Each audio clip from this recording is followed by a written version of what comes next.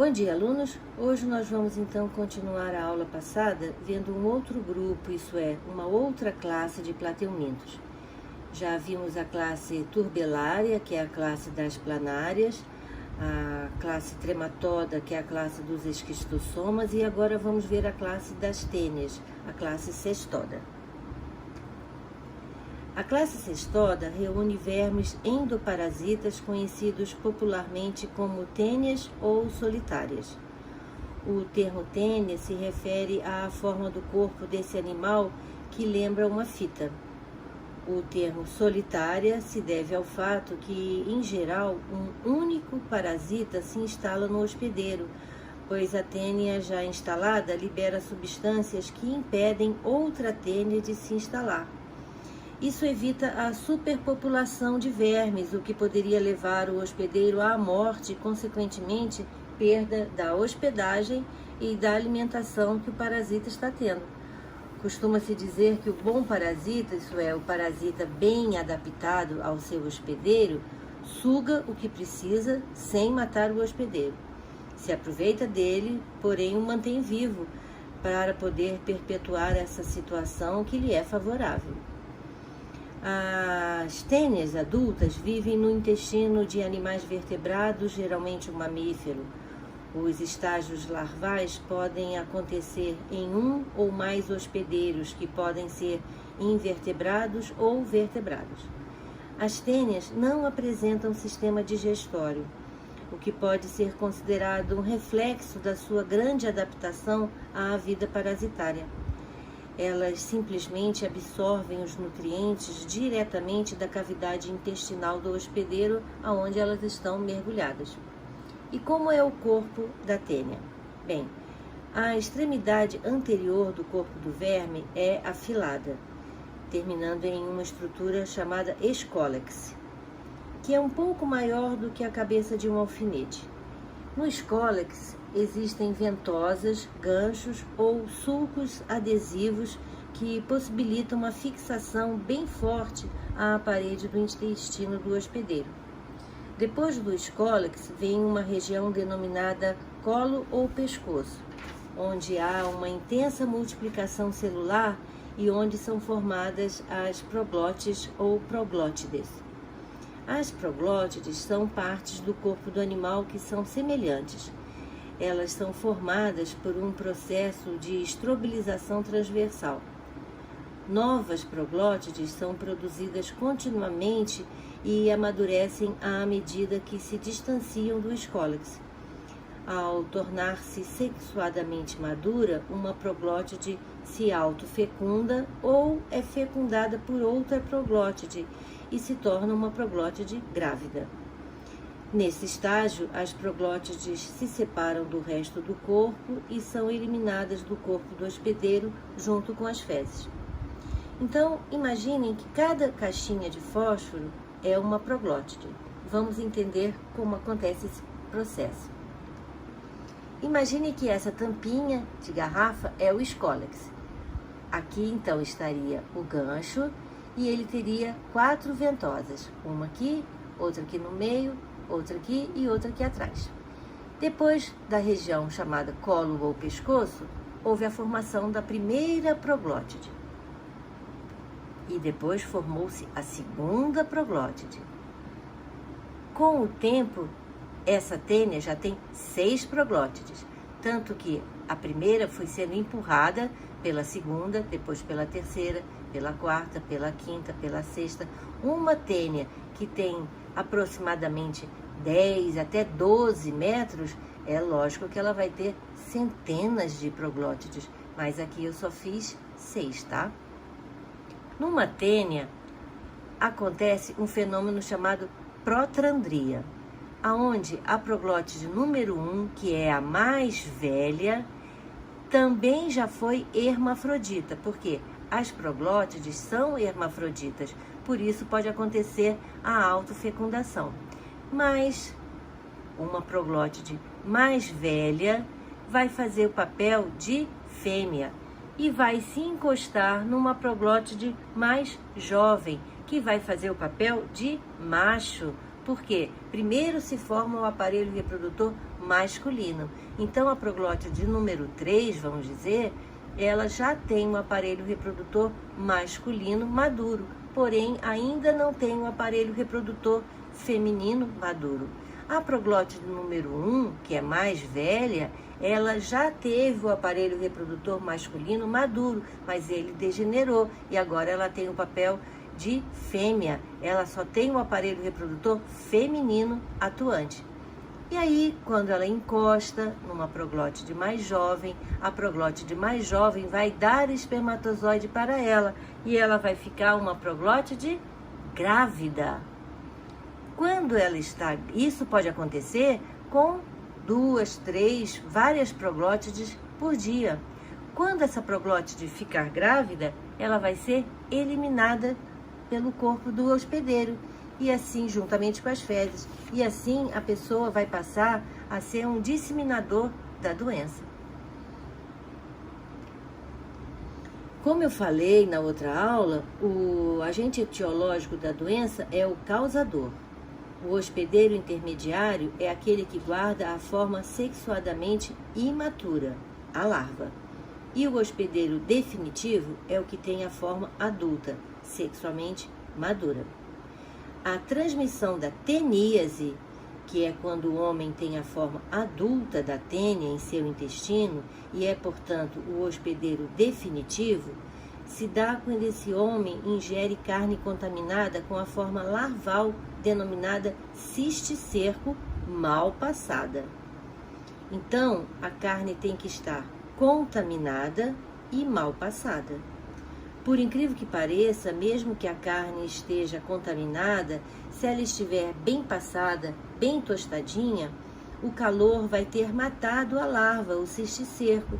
E em regiões em que o hábito de comer carne é maior, se dá o nome de pipoquinha ou canjiquinha, e porque se diz que elas estouram quando são mordidas. Bem, eu acho isso nojento, mas vai que é bom, né? Tanta gente por aí. Vamos assistir a um vídeo que mostra uma tênia dentro do intestino de uma pessoa. Foi feita então uma endoscopia e o intruso foi detectado. Vejam como ela se parece realmente com uma fita dessas de botar num embrulho de presente.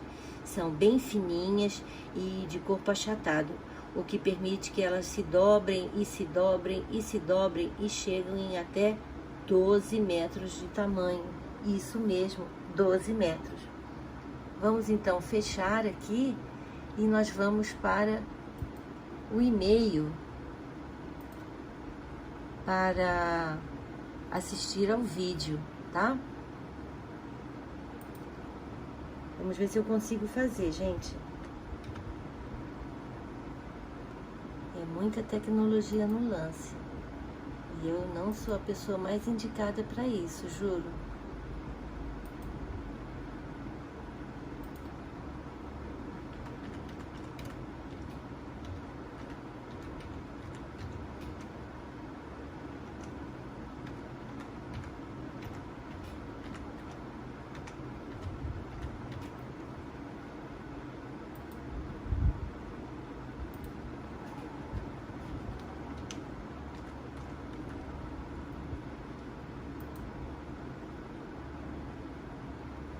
Então vamos lá achar aqui a aula Plateumintos da professora Lenice, para que a gente possa assistir então ao vídeo. Se você não tem um estômago muito bom para assistir esses vídeos, não precisa assistir, tá? Eu acho que seria uma pena se você não assistisse, mas tem gente que não gosta, né? Então vamos lá. Esse slide eu já passei. Vamos lá assistir ao vídeo, que mostra então uma tênia dentro do intestino. Olha, veja como ela parece uma fita mesmo, e veja o tamanho. Então foi feita uma endoscopia e mostrou a tênia lá dentro. Incrível, né? Essa filmagem, gente, acho maravilhosa.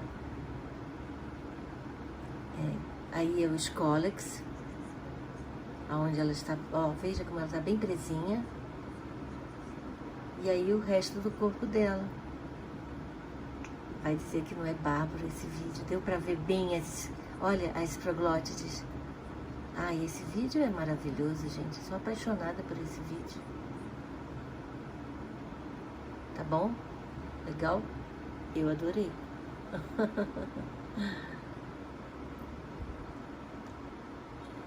Os cestódios são monóicos e digenéticos, isso é, sempre apresentam 2 hospedeiros em seu ciclo de vida. Temos 2 tipos de tênias que parasitam a espécie humana, a tênia saginata e a tênia solium. O homem é o hospedeiro definitivo e os hospedeiros intermediários são, respectivamente, o boi e o porco. Cada proglótide de uma tênia é dotada de um sistema reprodutor completo hermafrodita. Nas proglótides sexualmente maduras ocorre a autofecundação, como eu falei, tanto entre órgãos reprodutores da mesma proglótide como de proglótides vizinhas. Após a fecundação, cada ovo, juntamente com células nutritivas produzidas na glândula vitelínica, adquire uma casca e passa para o útero. Os órgãos da proglótide degeneram e ela se torna uma bolsa repleta de ovos, centenas de ovos, passando a se denominada proglótide grávida. As proglótides grávidas, situadas na parte terminal do corpo da tênia, como eu falei, se destacam e são eliminadas nas fezes do hospedeiro. Cada ovo, nesse ponto do ciclo, já contém um pequeno embrião no seu interior. Uma única tênia pode liberar diariamente mais ou menos 10 proglótides grávidas, cada uma contendo cerca de 80 mil ovos. Aí, quando o ovo é ingerido por um hospedeiro intermediário adequado, como o boi, ou o porco, ou o peixe, dependendo da espécie da tênia, a sua casca se rompe e libera a larva denominada oncosfera. Essa larvinha vai perfurar a parede intestinal do animal e chegar ao sangue, indo se alojar na musculatura ou no cérebro do hospedeiro, isso é, do animal, do porco ou do boi. A larva então se transforma em uma bolsa ovoide repleta de líquido denominada cisticerco. Se uma pessoa come a carne mal cozida contaminada com cisticerco, ela pode adquirir a teníase. O cisticerco no interior do intestino humano se expande em um pequeno escólex que se fixa à musculatura intestinal e dá origem a uma nova tênia. Em aproximadamente 3 meses, esse indivíduo vai estar eliminando ovos. A infestação por tênia provoca sintomas relativamente brandos no hospedeiro, como diarreia ou prisão de ventre, insônia e irritabilidade. A pessoa atacada pela verminose é geralmente magra, porque o parasita compete com ela pelo alimento ingerido, né? Além disso, frequentemente ocorre anemia, que é acompanhada de indisposição e cansaço provocados por substâncias tóxicas liberadas pelo verme, para evitar que outro verme, pode ser outra tênia ou qualquer outro verme, se instale naquele ambiente e vá competir com ela pelo alimento. É uma doença bem desagradável, porém tem tratamento e cura. Mas a pessoa tem que se cuidar para não se reinfectar novamente, né? Muito pior do que a teníase é uma outra doença que nós vamos ver agora, que é a cisticercose. Se uma pessoa ingerir ovos da tênia, ela vai servir como hospedeira intermediária do verme. As oncosferas libertam-se dos ovos e podem atingir a musculatura ou o cérebro da pessoa, transformando-se em cisticercos. Quando alojados na musculatura, os cisticercos geralmente causam poucos problemas. Entretanto, se eles se alojam no cérebro, os cisticercos podem provocar convulsões semelhantes à epilepsia. A doença, nesse caso, é a cisticercose humana, que em muitos casos pode levar à morte. É uma doença relativamente rara, com menos de 150 mil casos por ano no Brasil. A pessoa pode ingerir os ovos ao beber água contaminada por proglótides ou por ovos, né? Ou ingerir alimentos crus mal lavados, contaminados no ambiente ou até lavados com água contaminada. A incubação da cisticercose humana varia de 15 dias a alguns anos após a infecção. A América Latina tem sido apontada por vários autores como uma área de prevalência elevada na neurocisticercose, que está relatada em 18 países latino-americanos. A situação da cisticercose suína nas Américas não está bem documentada. O abate clandestino de suínos, sem inspeção e sem controle sanitário, é muito elevado na maioria dos países da América Latina e do Caribe, sendo a causa fundamental a falta de notificação. No Brasil, a cisticercose tem sido cada vez mais diagnosticada, principalmente na região sul e sudeste, tanto em serviços de neurologia e neurocirurgia, quanto em estudos anatomorfopatológicos. A baixa ocorrência de cisticercose em algumas áreas do Brasil, como por exemplo na região norte e na região nordeste, pode ser explicada pela falta de notificação ou porque o tratamento geralmente é realizado em grandes centros como São Paulo, Curitiba, Brasília e Rio de Janeiro, o que dificulta muito a identificação da procedência do local da infecção. O Ministério da Saúde registrou um total de 937 óbitos por cisticercose no período de 1980 a 1989. Até o momento, não existem dados disponíveis para que se possa definir a letalidade e o agravo da doença. A cisticercose ocular pode levar à cegueira. Vejam aqui algumas fotos de caso de cisticercose no olho, no coração e no cérebro. A cisticercose é uma doença de notificação de interesse estadual, devido ser devidamente notificada e investigada pelo profissional de saúde. Procure um médico se aparecer qualquer sintoma, como convulsões, dores de cabeça frequente e confusão mental. O tratamento da neurocisticercose deve ser realizado preferencialmente em ambiente hospitalar. Em alguns casos é possível a cura por cirurgia, mas também pode acontecer do cisticerco estar numa área em que torna impossível a retirada ou quando o número de larvas é muito grande. Então, nesses casos aqui, no cérebro, por exemplo, a neurocisticercose, né? Aqui já é de impossível retirada. Essa pessoa certamente morava numa área endêmica e foi parasitado por várias larvas, nesse caso também. Vejam, essas bolinhas aqui, cada bolinha dessa é uma larvinha, tá? Assim como essa aqui. Vamos então assistir a um vídeo que mostra em detalhes uma cirurgia de retirada de um cisticerco do cérebro. Por favor, se você não tem estômago para assistir, não precisa. Realmente tem gente que não consegue assistir. Eu já tive o caso em que um aluno passou mal e acabou vomitando durante a exibição desse vídeo. Então, se você não gosta ou acha que vai se sentir mal, não assista, ok? Vai ser uma pena, mas você que sabe.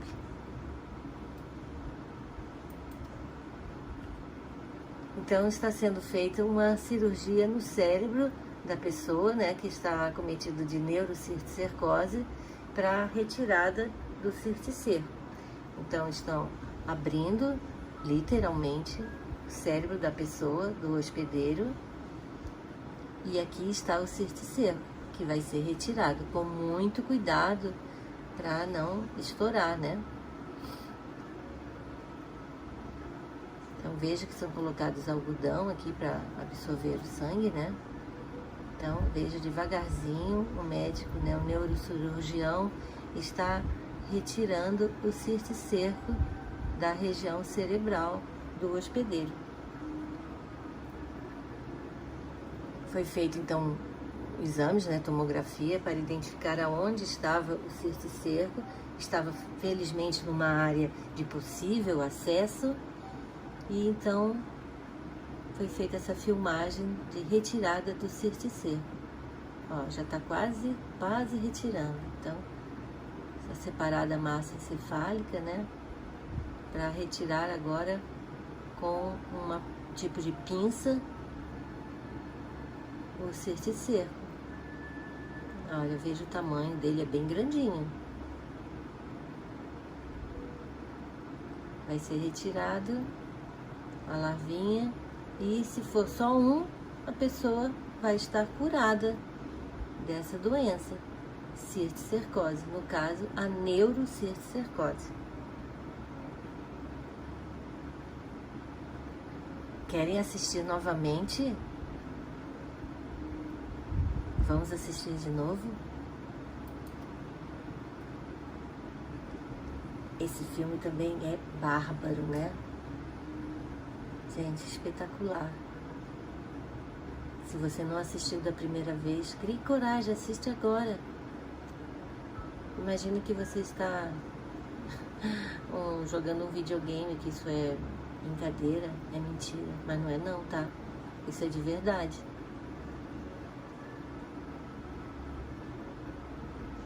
Então foi aberta uma área do cérebro, né, que foi identificada onde estava a larvinha, o cisticerco, e até que foi de fácil acesso, né?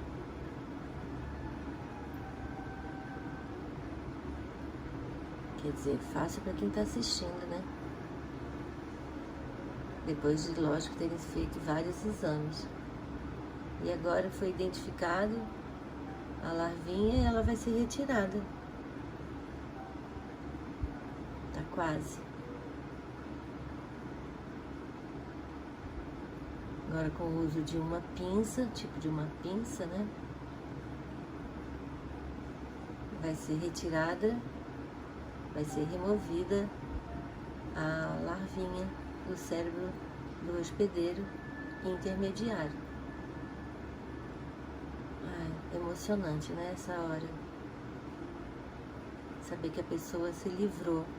Muito legal. Olha. Com todo cuidado, né? Delicadamente, a larvinha está aí dentro. Pronto.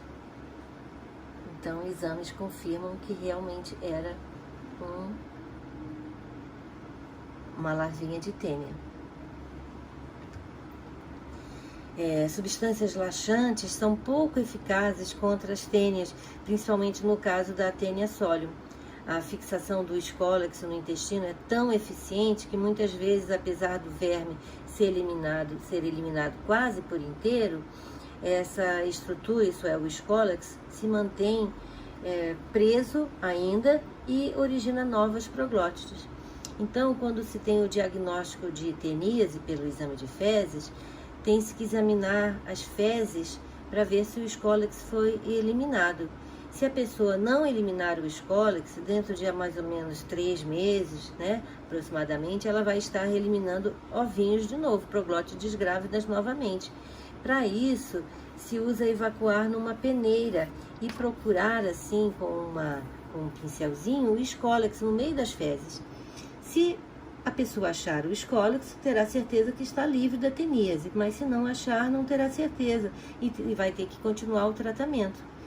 Para combater a teníase, é preciso adotar medidas preventivas para evitar ou reduzir a infestação. Algumas formas de prevenção são impedir que ovos de tênia sejam ingeridos por animais como porcos e vacas, ou que contaminem rios e lagos, no caso da tênia de peixe, e por isso é preciso construir instalações sanitárias adequadas, com fossas sépticas ou sistema de esgoto.